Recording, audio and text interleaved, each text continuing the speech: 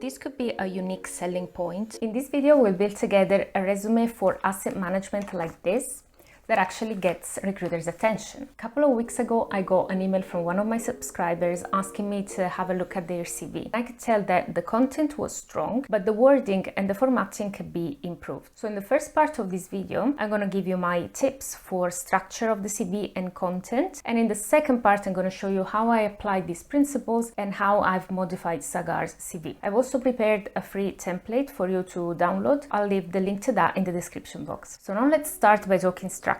We start simple. Your name at the top of the page, if centered, in my opinion, better. Underneath, your contact information. So your phone number, your email, and a link to your LinkedIn profile. Under this, we should have a profile/objective paragraph. Not too long, 2 to 4 lines maximum. If you already have a work experience, it could be something like highly motivated analyst with 2 years of experience in risk management, actively looking for new career opportunities within asset management, demonstrable track record of data analysis, portfolio risk monitoring, you get the gist. If you're still a student instead, you can write something like graduate or undergraduate economics student, actively seeking opportunities within the financial sector, demonstrable interest in financial subjects or investment subjects, and keen to join an organization where I can put my analytical skills to practice. This is just an example. But the point is that with this short paragraph, we're answering 2 very important questions. 1, who are you? 2, what you want. Because if this is not clear from your CV, you might be the best applicant, but you're unlikely to be called for an interview. The next section should be work experience, unless you are a student who's applying for an internship or for their first role. In that case, I would put education first. That's because if my work experience is relevant to the job, then I'm gonna focus on that because it shows that I already know what the position is gonna entail. But if I am a student and I don't have much relevant experience, I'm gonna focus on my education and on the modules which are somehow linked to the position that I'm targeting. The objective of the resume should not be to explain what we've done in our previous job. The objective should be to sell the skills that we acquired thanks to that experience. That's why when you list your previous work experience, you shouldn't have an endless list of bullet points, but you should really focus on the important things that you've done and how those make you a good candidate for the job. So for example, instead of saying experienced in collecting and analyzing data, say that you are experienced in writing MySQL script for data collection and pivot tables in Excel for data analysis. Same thing, 2 very different stories. In the second example, I'm packing the description with keywords that I know the recruiter is looking for.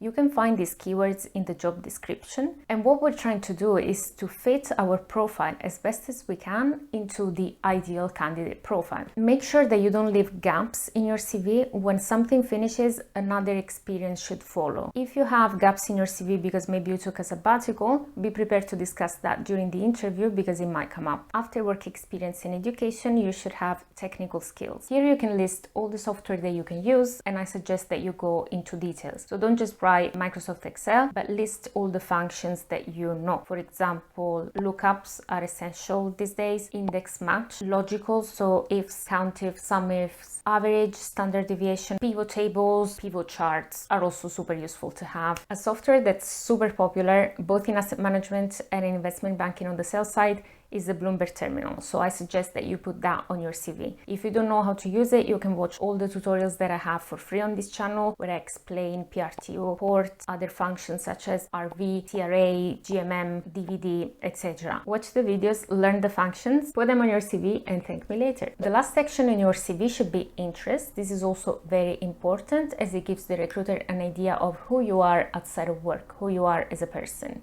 So don't just put something like travel, give a bit of context. Put travel, climbed Mount Kilimanjaro in 2018. I would be super interested in having that conversation with someone. Then we have bonus sections. These sections should be put between skills and interests if they are relevant to you, especially if you are a student, you don't have a lot of work experience and you don't know how to fill the space. Bonus sections could be like qualifications, awards and scholarships, mentorship programs you've participated in either as a mentor or as a mentee, extracurricular education. If you've done a course on financial modeling, if you've done a course on valuation, if you've done a course on accounting, list them there.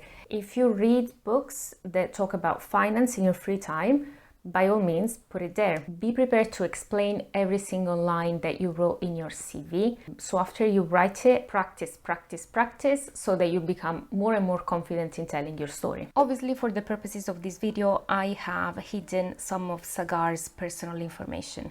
The first thing that I noticed when I opened the CV is that the formatting is a bit off. I would center this name. I also noticed that there are at least 2 different fonts. This one is Times New Roman, but this is something else. If I scroll down, I also notice that there are some parts which are in a different color than other parts of the CV, so that should all be fixed. But I will focus on the formatting at the end of the video. Now I want to take care of the content. And I think it's great that under the name we have the contact information. An additional thing that I would put here is a link to your LinkedIn profile. It's very good that there's a professional summary here. Instead of work history, I'm going to rename this paragraph work experience. And I see that Sagar has already experienced at Wells Fargo. This could be a unique selling point for somebody to have experience already at a large financial institution. So I would make sure that this is actually referenced in the professional summary, because when we're writing a CV, we want to put the most important things at the top. I also think that this paragraph is too descriptive. There's too many bullet points. I think 4 or 5 bullet points maximum should be there. Also, this sentence seems to be truncated and there's a weird gap. These 2 bullet points start in the same way, so they can be collapsed into one, for example. In the skills paragraph, I see that technical skills are put together with soft skills, and that shouldn't be the case. Instead of having just a Microsoft Office, Excel, Word, and Outlook, I would list the software that you can use well and explaining what kind of things you can do with those. When it comes to the soft skills like flexible team player, strong organization skills, excellent attention to detail, I would put those either in the description of the work that you've already done, or I will incorporate those into the professional summary. But always make sure that you have examples to back those up, because somebody at the interview may ask you, I see from your CV that you have strong attention to detail. Can you give me an example of a time when you had to use this skill? Education tells me that Sagar has a bachelor in accounting and economics, and he has already a master and is studying towards his 2nd master. So at this point, I think we can delete high school. That is redundant information. One thing that's missing here is the modules that you are studying. So if you're doing a master in finance and risk and you're doing modules such as accounting or risk reporting or financial markets, I would list those there. There is this declaration at the end that says, I declare that the above mentioned are true. This is not necessary because the resume is in itself a declaration and you're expected to tell the truth anyway. So this I will delete. So now we'll focus on correcting some small typos and just making the wording better so you can see the final result.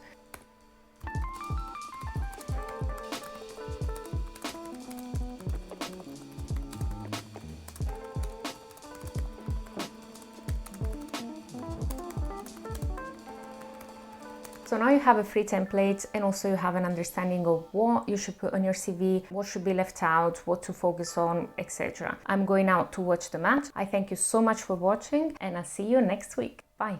Goes down. Look, oh, he's trying desperately to get the penalty. Oh, I'm in agony, I'm in agony, I'm in agony. And then the ball goes in. I'm all right. I'm all right. It's amazing what a recovery. I don't even want to laugh.